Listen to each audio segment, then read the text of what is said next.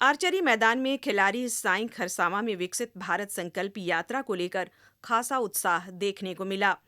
कार्यक्रम में मौजूद जनजातीय मामलों के केंद्रीय मंत्री अर्जुन मुंडा ने कहा कि इस यात्रा का उद्देश्य पंचायत, गांव और नागरिकों तक योजनाओं को पहुंचाना है।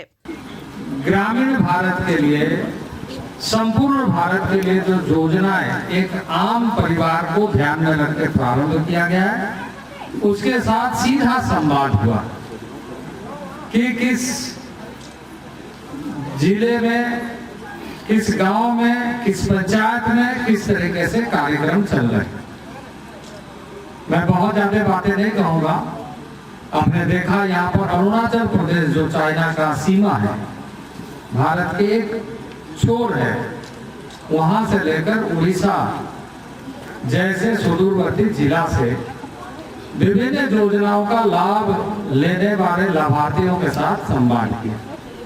श्री मुंडा ने कहा कि खूंटी की धरती से शुरू हुई इस यात्रा से लोगों को केंद्र सरकार की योजनाओं के बारे में जानकारी देने के साथ ही उन्हें जोड़ना भी है। इसी तरीके से सबका प्रधानमंत्री आवास बनना चाहिए, पीएम आवास बनना चाहिए, और ये सारा योजना को जहां तक पहुंची है उसकी जानकारी लोगों तक मिले और आगे लोग जानकारी रख करके लाभ लेने के लिए अपनी तैयारी करें, अपनी पात्रता अपना चेक कराएं।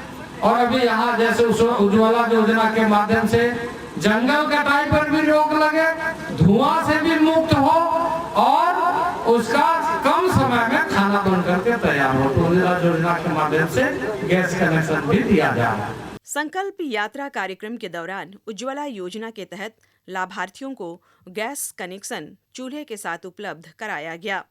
लाभार्थियों ने भी इस दौरान अपनी बात रखी।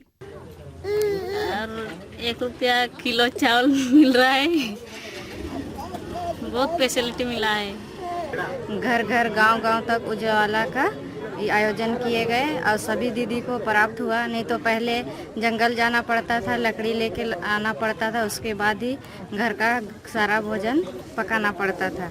सरकारी के तहत मुझे मातृवंदना के तहत मुझे 5,000 की राशि मिली थी।